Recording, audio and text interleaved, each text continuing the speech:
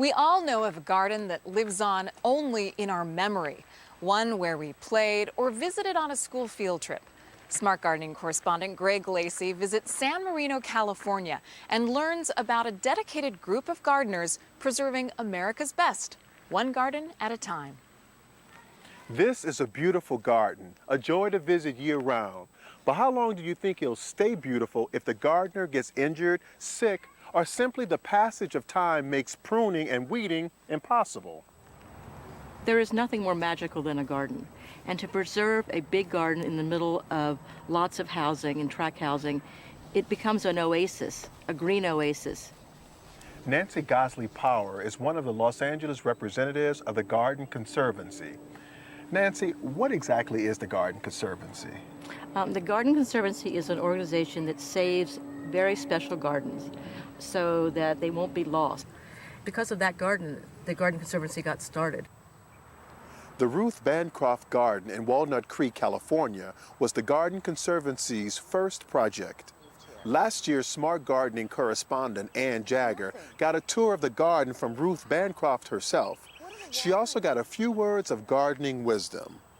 Are there any rules for garden design that you've tried to stick to? No, it mostly depends on what plants I have. I buy what I like, and then what I have I try to fit in somewhere, which is backwards of how you should do it. I'm seeing a theme here. And that is, if I like it, I do it. Yes. It is to please your eye, yes, because it it's is. your garden. Yes, it is.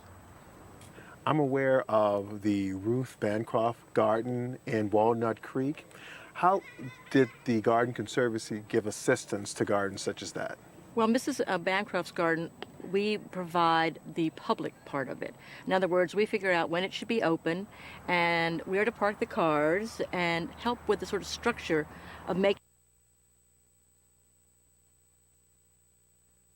Smart Gardening correspondent Ann Jagger is at the Northwest Perennial Alliance's beautiful borders in Bellevue, Washington, to find out how to have flower power in May as well as April and June. Carrie, this border is bursting with color. Oh, thank you. I'm glad you like it. The four of us who designed it had that in mind when we did. I think you were pretty successful at that. Carrie Becker is on the design team here at the Bellevue border, the famous borders here in Bellevue, Washington. And I noticed that some things have gone, like the bulbs are gone, the roses are coming up, the irises are taking over. How did you plan the garden so you could get over the slump? Years of gardening experience for all four of us meant that we brought the experience of viewing plants in a lot of different situations. So here we knew The bloom times the bloom and the foliage. times, and we chose foliage that was bold and interesting, and bulbs that would have the decency to disappear underneath. When the bulbs are done, and that was your big color pop, then you have a more blousy look, like a cottage garden. But you've got some fantastic combinations that get you to the other side. Oh, it's true. One I particularly like is the one beside us here, the Iris siberica, in this case Tropic Nights, Euphorbia griffithii, Fireglow, and Geranium phaeum, where the color in the phaeum buds and the iris buds mimics the color of the barberry behind. There's some parts of the garden that are more saturated in other ways, and that's not wet. That's No, color it's color saturation, that's right. The impact of variegated foliages and really strong flower colors can carry you through a period of time where there's not so many things in bloom. And each part of the garden is, in the main borders, is a specific set of colors, the yellow, black, and blue, the hot border, and its reds, oranges, and maroons. Upslope, there's a section called the salmon, apricot, lavender, and blue, which is one of my favorites. Wow. Yeah. That you've really thought it all the color strategy out pretty darn well. This was a strange year in the Pacific Northwest. Very, very warm spring and followed by a kind of a long wet period. Did you notice its effect on any plant? Did it change any of the plants in the border? It really did. It affected bloom time. There were a lot of things that bloomed out of time from when they normally do. Some bloomed earlier and not in combinations that we had intended them to. And then we got some surprising new combinations that were unexpected. Anything that you can think of that you saw that just wowed you, that you hadn't seen at that time before? Well, I think this particular combination that we're looking at now is a really good indication of that. We also had narcissus bloom for weeks longer than usual because of the change back to cool weather. So it was quite a treat.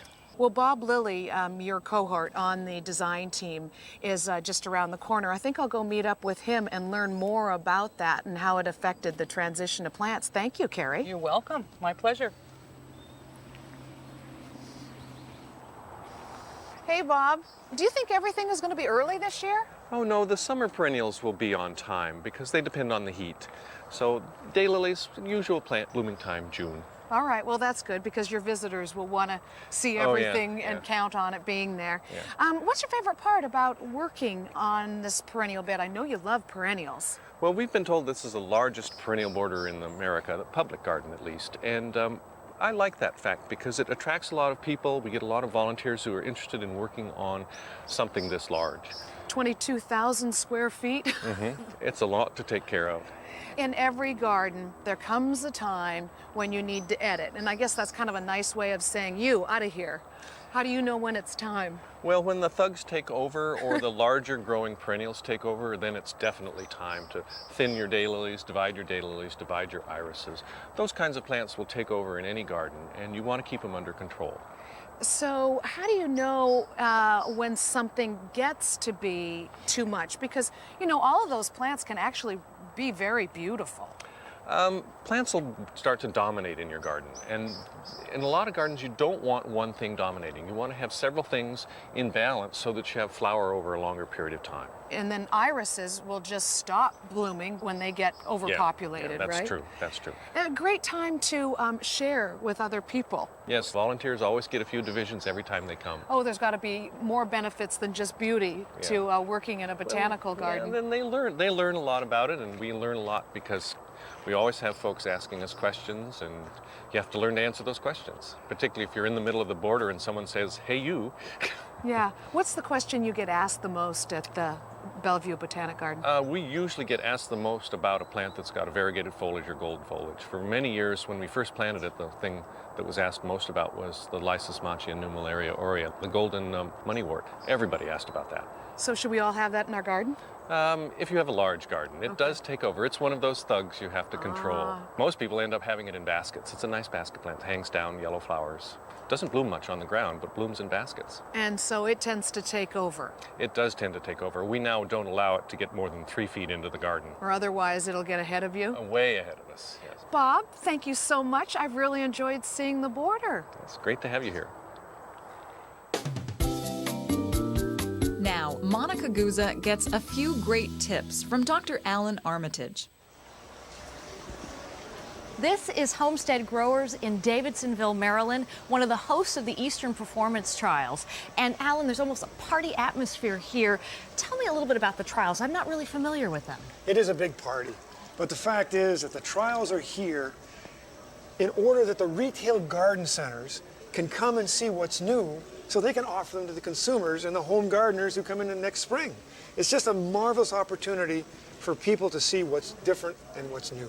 I've been looking around and there's so many plants, and I've noticed like each plant has a label and sometimes 3, 4, and 5 names. What's up with that? It does get confusing, but one of the things that the home gardener can look for is a series name. For example, if we look at those Egyptian starflowers over there, you'll notice they all say kaleidoscope, white kaleidoscope, apple blossom. And that kaleidoscope simply means that all of these are going to perform approximately the same way, be about the same height, tolerate the same conditions, but differ just in flower color. Oh, that's perfect. So you can buy the series and you know you're going to get just about the same kind of growth out of it. That's really helpful. Essentially, that's the whole idea, and it just makes things a little bit simpler for the home gardener. And we've had a chance to look around and there's so many gorgeous flowers here. What has really excited you? Well, I could probably speak for hours and it really excites me. But, you know, just right here, for instance, here's some old-fashioned celosias. And look, there's feathers, and there are those that are kind of convoluted flowers that sort of look like colored brains. You know, people like that beauty as well as the weirdness. I have never seen anything like that plant, and they're kind of strange and beautiful at the same time. I'd put them in my garden. Well, you know, most home gardeners like the strange and beautiful. We're all kind of weird, so we kind of like a little bit of that. But the feathers are kind of classic, whereas the convoluted brains, so to speak, are a little bit weird. But also look, here's some black-eyed Susans, the old-fashioned black-eyed Susan that's no longer just a little yellow flower with a black eye. And people love those too. And gosh, look over there, Monica. That's a plant that just eats up heat and humidity, and in areas where gardeners have those problems of heat and high humidity, the Egyptian starflower just works. And it just is so lush and beautiful. Those Gorgeous. colors are It's gorgeous. fantastic. So when it comes to the home gardener, these trials truly are important, aren't they? I mean, their nurseryman wouldn't be able to find out about these plants if not for the trials. Well, I think these trials are just an opportunity. They're an opportunity for the leaders in the industry to come together and see what they can do a better job with and allow all of these plants to get into home gardeners' hands. And that's, of course, where all these plants are supposed to go. Are you seeing any new trends? The trends to containers is not going to go away. People want to have mobile gardens. That is, they want to be able to put a container here or here, and they want plants that work in containers. Yes. And we look at heliotropes and salvias and bacopas and so trailing beautiful. petunias, all sorts of wonderful things that they can put in containers and have color all season long. Anything else that has really caught your eye? Well, again, just the plant material itself, like the butterfly flower here with the very beautiful pink flowers. There's vines, there's bulbs, there's everything here. I don't think you can go too far wrong if you take a look at what's growing in this area. Wow, we have so much to look forward to. This is just great. Thank you for showing this to me, Hey, Alan. my pleasure. More than 20 companies from around the world are showing off their latest and greatest plants at these first ever Eastern Performance Trials. The plants are displayed in two ways: how you might see them at the nursery when you're shopping and in a home garden setting. I'll be taking some ideas for my garden with me when I leave. As Alan said, the trials are primarily held for garden center buyers, but some locations have open days for gardeners too. So mark your calendar. These trials are well worth a visit. Next week, Alan and Smart Gardening correspondent Greg Lacey visit the trials at George Washington's historic River Farm for a closer look at some great new container plants and a tip that will help you get the healthiest plant home from the nursery and into your garden. Alan also says you can't go wrong if you follow the American Horticultural Society's 10 tenets for a smart garden, especially these.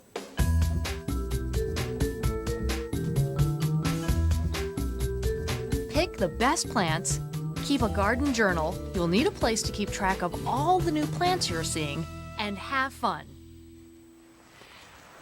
Just steps from this 15th century church in Limmen, the Netherlands, the genetic history of tulip bulbs is being preserved for the future at a humble garden called the Hortus Borborum. So this could be the one that started it all. Yes, this is one of the tulips that the bulb business started. It is beautiful. Joop Zonneveld is a steward here at the Hortus Borborum, or bulb garden.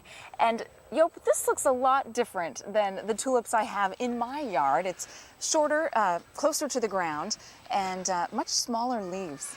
Yeah, that is one of the wild species we have here in the garden. But there are so many wild species, you never guess how many there are. But this is one species that has thin, narrow leaves, and they have the leaves like that because they come from the mountains. And in the mountains, you don't have a long spring. You have just a very strong winter, a very short spring, and then you have the summer. And for that, they don't lose so many humidity with the very narrow leaves. And they survive better then. And species tulips come in all shapes and sizes, right? Yes. And they're pretty unusual. You have tulips, they are that short with just a tiny flower, a very small pink flower like that. You have wild species, they are tall like that with huge big flowers. You have species tulips, they come with one stem out of the ground, and on that stem you can find 10, 15, sometimes 20 flowers on the same stem. That's a lot of bang for your buck. Yeah. Would this look a lot like the tulip that maybe first arrived here in the Netherlands? Yes, it looks like that, yes. The tulip flower is always the same, but sometimes the petals are a little bit longer, or they are a little bit more pointed, and sometimes they are round. But the basic items from the flower is always the same. 6 petals, 6 pollen, and so on. And from these original species tulips, we get all of the different groupings that we have today. Yes, yes, they start with species tulips, and then after that, by hybridizing, they get all the different groups with early flowering, late flowering, double flowers, lily flowers, and so on. That we have more or less 18 groups of tulips. Let's take a look at some of the different ones you have here. Let's go there. Now, Joop, I'm very familiar with these tulips. Darwin hybrids are popular in the U.S., where I'm from. Where do they get their color? They get the color from the Forsteriana tulips. And how many do you have here? How many varieties? We have more or less 150 varieties here, Darwin hybrids. And that is more or less 85% from all the varieties that has been exist, and they exist still now. And of all the ones you have here, you tell me that this one, Tender Beauty, is your favorite. Yeah, this is my favorite because the stems are not so tall. The color is, when they start flowering, almost white, and then it becomes, day by day, it becomes to dark pink. So every day you have a new tulip in your garden. The stem is not that tall. They remain standing up, even with a Dutch strong wind. And you say that tulips that are shorter to the ground are more popular, that the hybrids, the Darwin Yes. hybrids, have fallen out of favor. Why is that? Because if you plant them in your garden and there is a little bit too strong wind, the stems, they break or they become curved and they fall on the ground. And the people in Holland and in Europe, they don't like that. Will a tulip group name give you an idea about when they bloom? Yes, especially the tulip growers and the hobbyists, they know that each group has its own flowering time. For instance, it starts with Duc van Tal tulips. That's the very old tulip variety group that we start the bulb business with. And then you have the single early ones, then you have the double early ones. Darwin hybrids, and you have Triumph tulips. We know more or less when they flower. And we know that you can have in your garden a long time flowers. Pretty much from March through May, right? Yes. The more blooms, the better. Yes. To have all of these varieties in one place is really impressive. Tell me why the Hortus bulborum is so important to Holland and the bulb growers here. The people in Holland, they can see what was the history of the bulb industry in Holland. The history is here. For sure, one of the species tulips is the great-great-grandfather or the great-great-grandmother. But still, they use these varieties to create also new ones. They create new varieties from the present varieties, but they come here also to get some pollen from botanical species to use for hybridizing. You never know what you can get from these varieties because the history of this is unknown. They has been found, but you don't know which are the parents of this one. It's a beautiful history, isn't it? Yes. I like it still, even when I worked more than 40 years in the business. The Hortus bulborum is nonetheless a monument to the reverence of the Dutch for their tulips. 1,500 old and new varieties growing and blooming here today, assuring the potential of countless new varieties in the future. And then there are always the surprises. Take a look at this very rare double tulip. On a single stem, there are 2 blooms, 2 different colors, one yellow and one red. Now, Joop tells me there are 7 board members here at the Bulb Garden. They have 250 years of experience in the tulip trade, and they have never seen anything like this. Will it happen again next year? Only Mother Nature knows. I hope you've enjoyed your time with us today and picked up a few things along the way. And remember to garden with your head as well as your heart. We'll see you next time right here on Smart Gardening.